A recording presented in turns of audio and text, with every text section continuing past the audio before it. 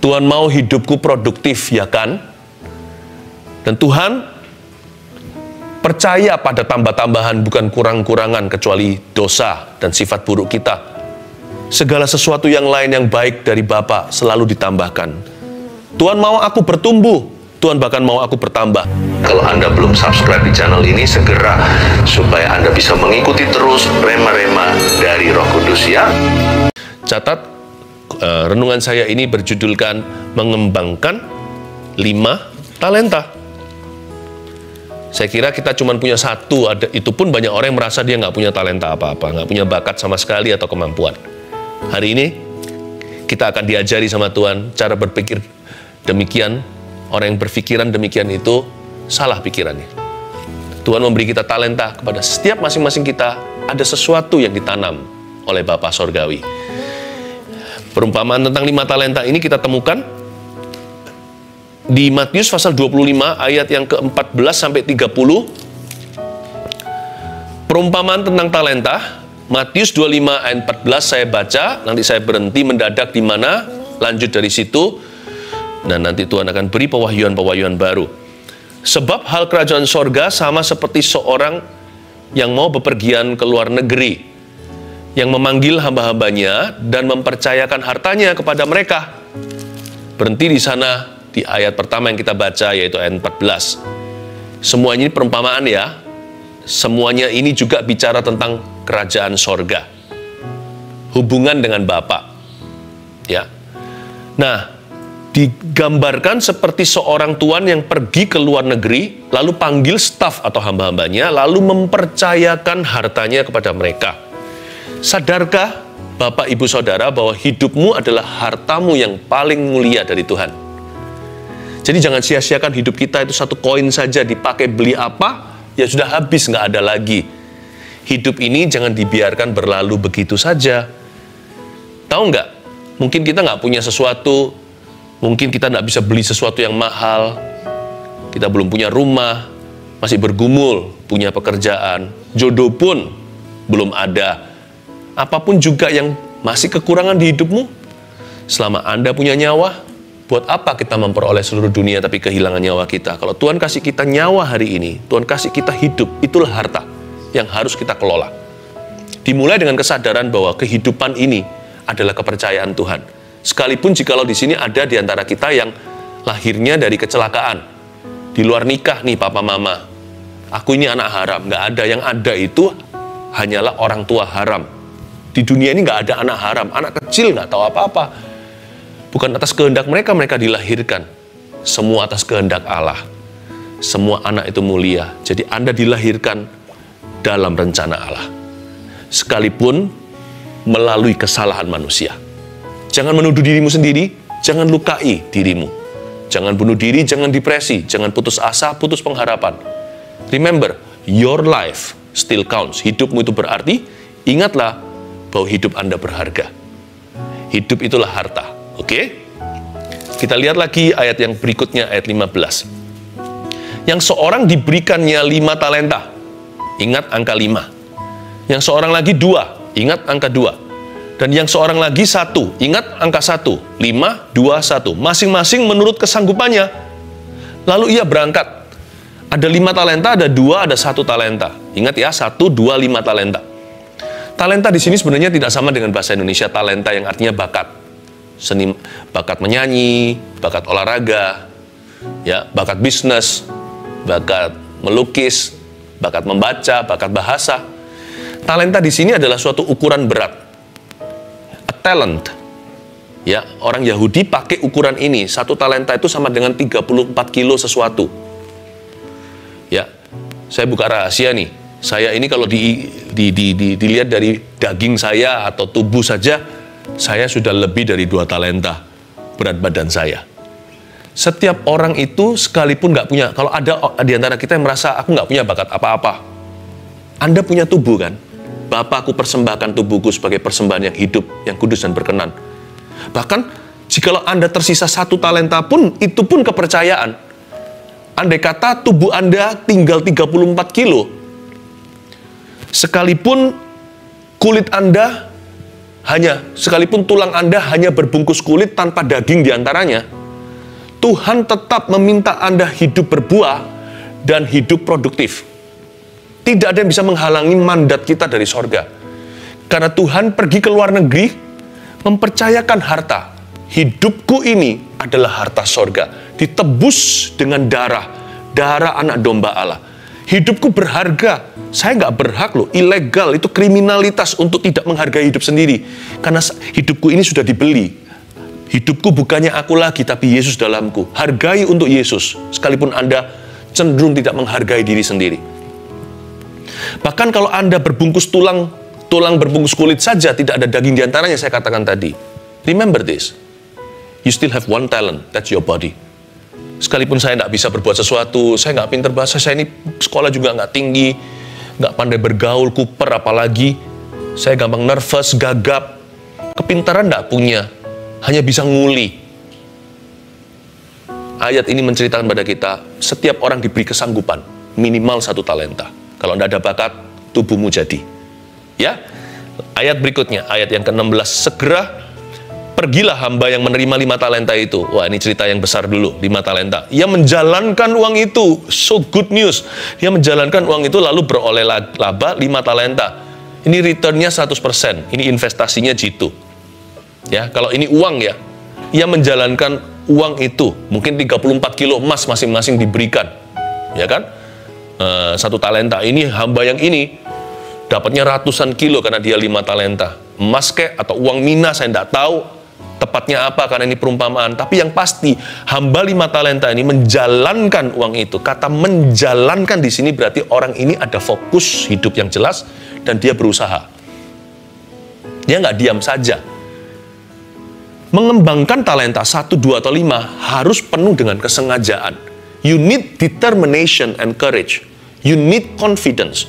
Dibutuhkan rasa percaya diri, dibutuhkan keberanian, ya, keberanian yang diusahakan kalau perlu, jikalau memang kita ini lahirnya penakut dan pemalu. Dan dibutuhkan determination atau dibutuhkan ketekunan, kebulatan hati. Bukankah itu yang Tuhan katakan pada Yosua sebelum masuk ke tanah perjanjian? Be determined and courageous. Jadilah berani, fokus dear Yosua. Tekun, lihat goal di depanmu, kejar ke sana. Kata menjalankan itu bukan pasif, iman tanpa perbuatan yang adalah mati. Saya merasa seperti harus menambahkan fighting spirit dalam diri orang-orang yang saat teduh saat ini. Harus ada fighting spirit. I believe in miracles. Saya percaya mujizat Tuhan. Tapi saya juga percaya pada Tuhan yang mengajak manusia kerjasama. Tuhan yang mengaktifkan iman kita. Tuhan yang mengimpartasikan kerajinan. Bukankah saya berkali-kali bernubuat, di roh saya diberikan sebuah nubuatan. Kayak seperti zamannya Mesir itu loh. Malaikat maut keluar lalu terbunuh anak sulung orang-orang Mesir sampai ke ternak-ternaknya. Kayaknya di bulan Agustus ini ada malaikat indah yang Tuhan akan buat keliling kemana-mana untuk membagi-bagikan kado dan mengambil tawanan dan membagi-bagikan pemberian. Kok rasanya akan terjadi suatu bukan hanya kebangunan rohani, saya bernubuat, tapi juga akan terjadi banyak pertolongan Tuhan dalam bisnis Anda, dalam kesehatan, dalam rumah tangga, dalam karir seseorang. Saya rasakan ada sesuatu, tapi jangan sampai kita ditemukan sebagai hamba yang malas. Tugas kita adalah mengembang ke kanan dan ke kiri secara sengaja. Tugas kita adalah mengelola talenta. Apapun yang Tuhan percayakan, sedikit atau banyak, kalau Tuhan percayakan, itu 100%, menuntut 100% komitmen kita untuk sungguh-sungguh. Kalau saya dikasih 1 talenta, saya akan kasih 100%. Kalau saya dikasih 5 talenta, saya akan kasih 100%. Dengan prinsip itu saya berkhotbah kok. Saya berkhotbah di hadapan 10.000 orang, atau saya berkhotbah di hadapan 1.000 orang, atau saya konselingi 1 orang, atau persekutuan 10 orang. I will always give my best. Mengelola itu artinya memberikan 100%, nothing less.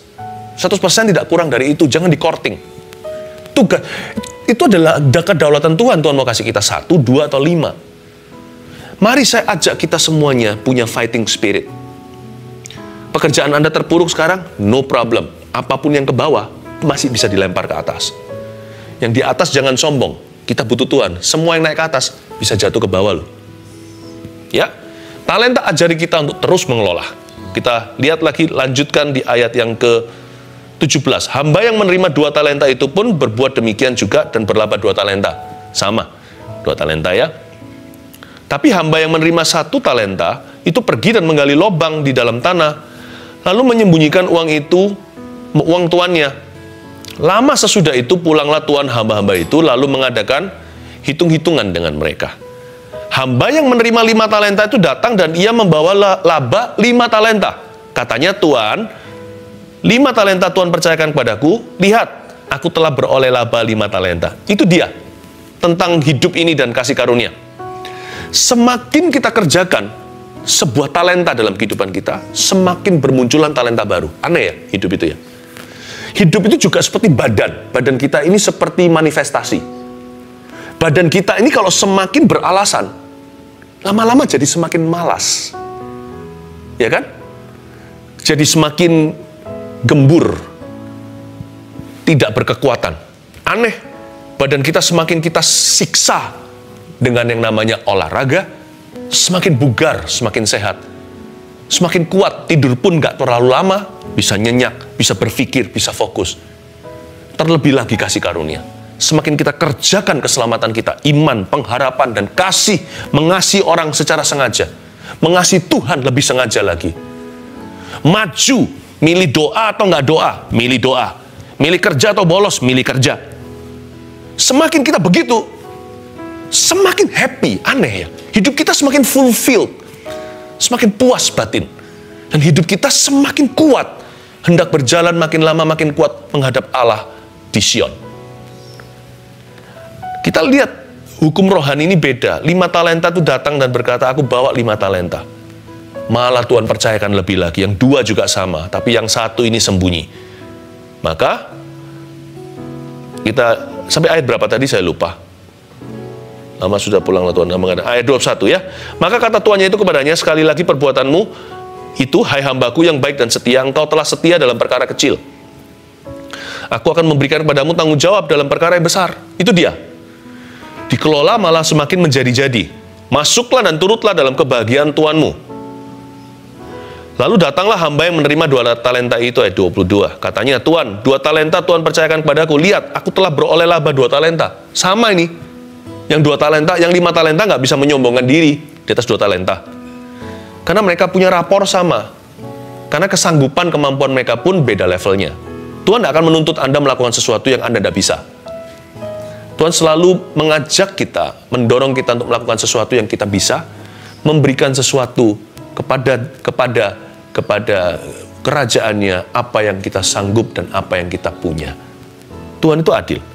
Jadi yang 5 talenta nggak bisa sombong. Lihat nih, aku lebih kaya dari kamu, aku lebih hebat. Nggak bisa. Di mata Tuhan sama-sama tanggung jawabnya. Yang 5 talenta kerjakan 5, Tuhan kasih sesuai kemampuannya, ditambah 5 lagi. Yang 2, demikian juga. Di mata Tuhan, 2-2 sudah memberikan 100%.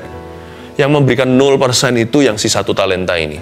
Karena beralasan sih, kita lihat mengapa orang ini beralasan. Sebenarnya dia beralasan. Hamba 1 talenta ini nggak jahat. Dia cuma takut. Dia ini takut gagal, negative thinking, pesimis. Sebenarnya orang ini nggak jahat. Tapi dia salah arah. Gagal fokus dalam hidupnya. Ayat 22, 23. Maka kata tuannya itu kepadanya, baik sekali perbuatanmu itu, hai hambaku yang baik dan setia. Engkau telah setia memikul tanggung jawab dalam perkara yang kecil.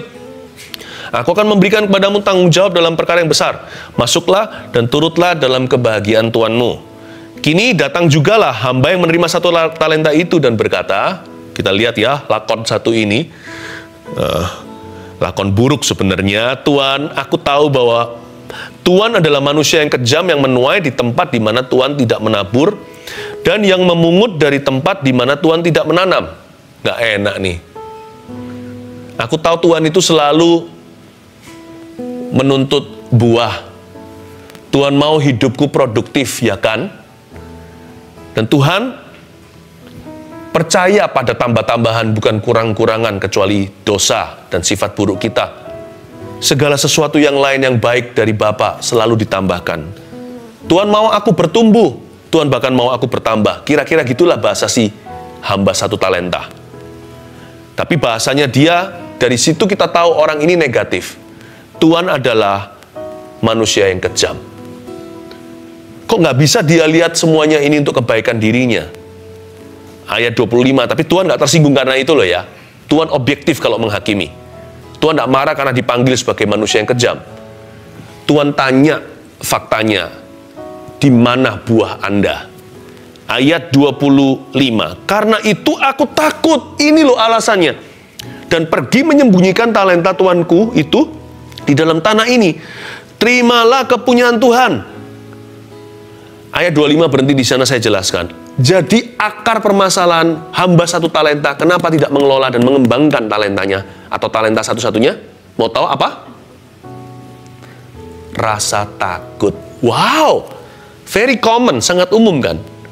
Anda dan saya perlu pelajari, rasa takut itu bermula pada condemnation atau pada dakwaan di dalam hati seseorang. Karena dia didakwa, ada pekerjaan setan di dalam roh takut. Loh, kalau takut-takut yang normal nggak apa-apa, tapi kalau itu kan biasa, namanya manusia juga punya perasaan, ya kan? Anak kita jalan sendiri kalau masih batita, baru belajar jalan, kita takut nanti dia terbentur sesuatu, makanya kita lindungi. Yang takut begitu sih manusiawi. Tapi ada takut-takut yang membuat kita gagal fokus dalam hidup, itu ya nggak boleh. Ada takut-takut yang melumpuhkan kita sehingga kita nggak berbuat apa-apa.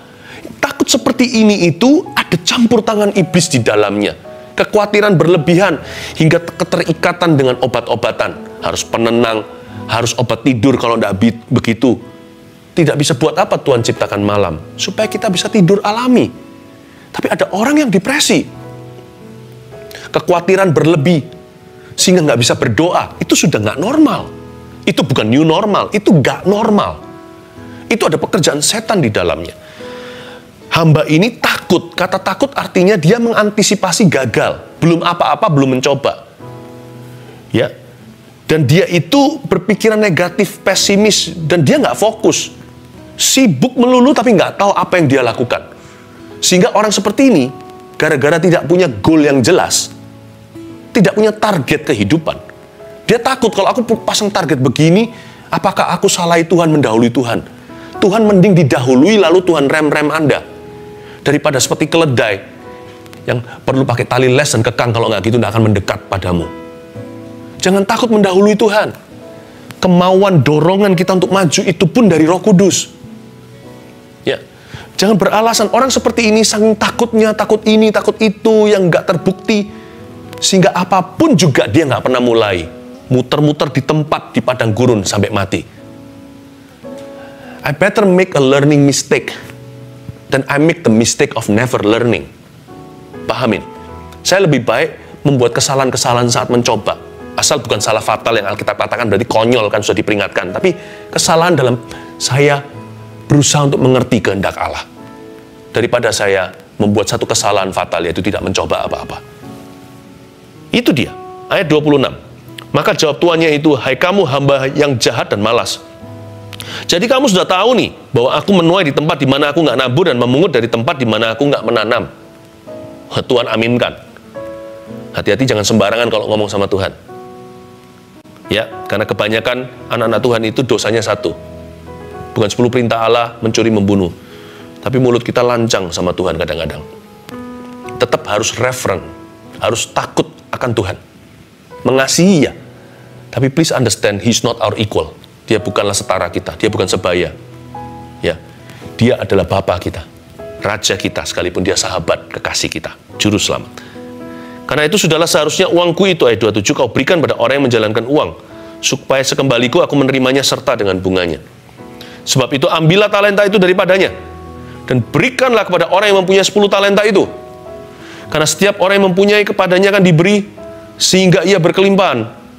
Tetapi siapa yang tidak mempunyai, apapun yang ada padanya akan diambil daripadanya.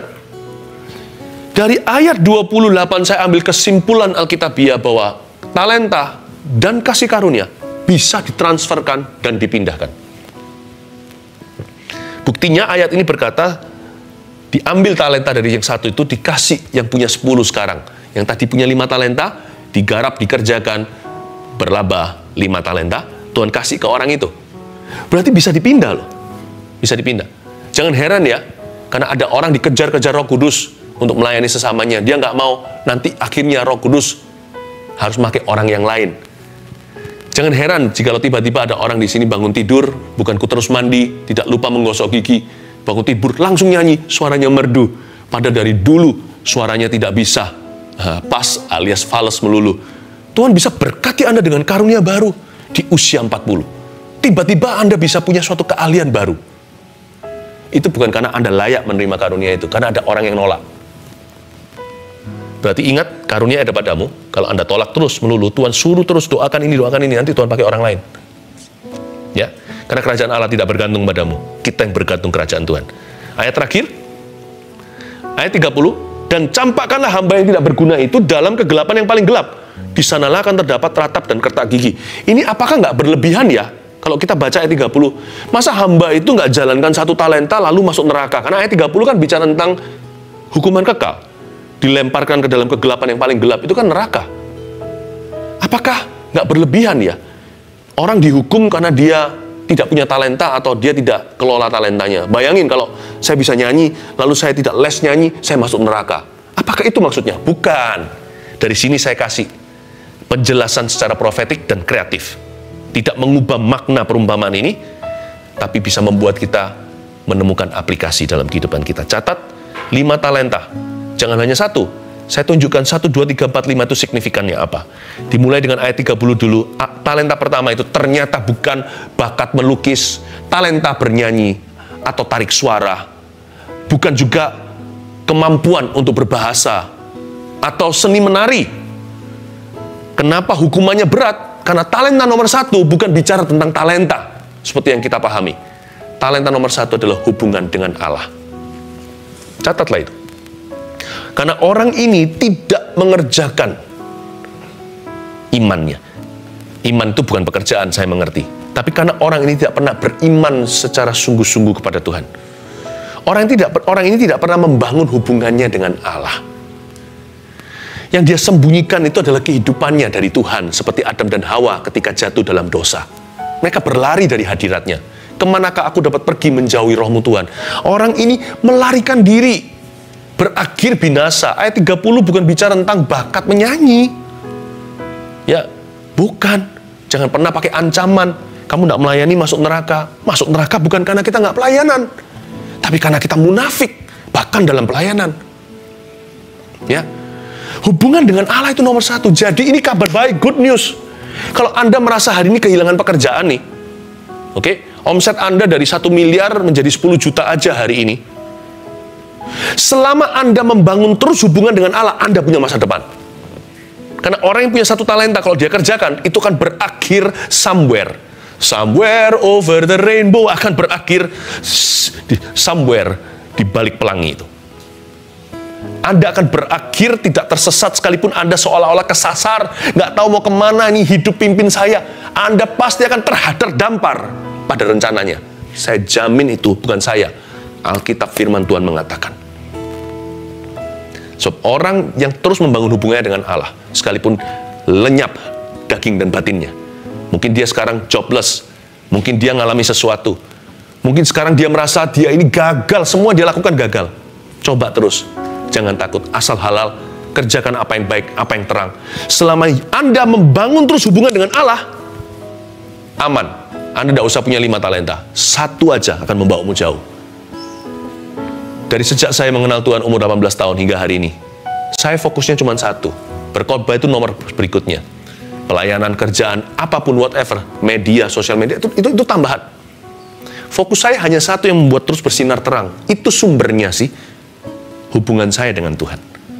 Dari sejak saya kenal Yesus, waktu saya barusan beranjak menjadi young man, orang dewasa, manusia dewasa, umur 18 tahun saya dibaptis. Saya fokus hanya Yesus. Apapun yang saya lakukan, saya mikir, Yesus mikir apa ya? Kalau Yesus akan berbuat apa? Apapun yang saya lakukan, saya hanya mencari apa yang jadi kehendak Tuhan. Kadang-kadang saya gagal. Sering saya belajar dari kesalahan saya sendiri. Tapi saya tidak mau menyerah. Ada satu hal yang harus saya tekuni sampai saya mati. Kalau semua talenta diambil, yang satu ini tidak boleh. Tidak boleh saya sembunyikan di bawah tanah. Sampai akhir hayatku, aku akan membangun hubunganku dengan Allah. Karena itulah yang menjamin kehidupanku di bumi. Bahwa saya berjalan dalam rencananya. Talenta kedua, tulis. Sama dengan perintah Allah kedua kan? Perintah pertama, kasihlah Allahmu segenap hatimu kan? Perintah kedua adalah, kasihlah sesama manusia. Karena itu, talenta kedua saya sebut secara kreatif adalah hubungan dengan manusia. Seperti yang saya katakan di saat teduh yang lalu, bahwa harta terbesar atau kepercayaan Allah yang tertinggi dalam kehidupan manusia adalah sesamanya. Ya, kerjakan talenta kedua ini. Anggaplah itu bakat Anda. Anda harus semakin mahir, bukan pura-pura, tapi tulus seperti merpati, cerdik seperti ular. Ya, setiap manusia yang Allah taruh di hidupmu itu, Anda harus kelola. Kita harus mengelolanya. Kita harus mengembangkan setiap hubungan. Apapun sifat hubungan itu, kita harus kembangkan sesuai dengan konteks yang tepat. Tidak kepada semua orang kita punya peran yang sama. Oke? Kalau saya sama anak-anak saya, karena saya juga adalah ayahnya, saya harus bisa menghidupi mereka, menyekolahkan. Tidak semua orang saya bisa sekolahkan. Mungkin saya bisa berbuat amal sekolahkan beberapa. Tapi nggak mungkin saya bisa sekolahkan seluruh dunia. Tapi anak saya harus bisa dukung mereka hingga lulus kuliah. Saya tahu saya siapa. Tapi di lain cerita, kalau ada orang memusuhi saya, memfitnah saya, katakan yang enggak, yang not true, yang tidak benar. Tapi kalau saya tiba-tiba diuji sama Tuhan suatu hari, saya harus bisa, ketika bertemu dengan orang itu, saya harus doakan dan berkati. I will do that.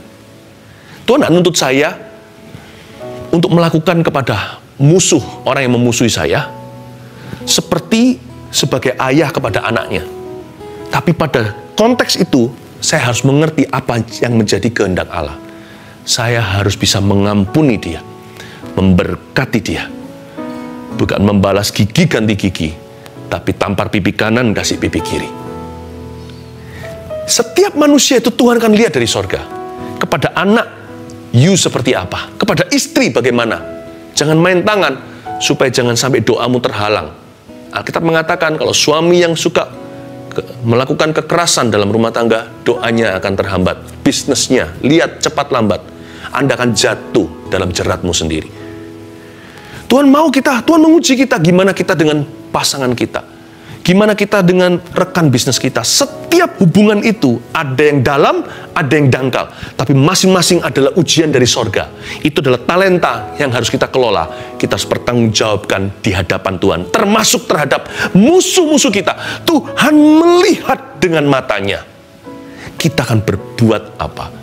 Please, kita bisa gagal melukis, menyanyi, kita bahkan bisa gagal sementara untuk berbisnis. Jangan gagal dalam hubungan.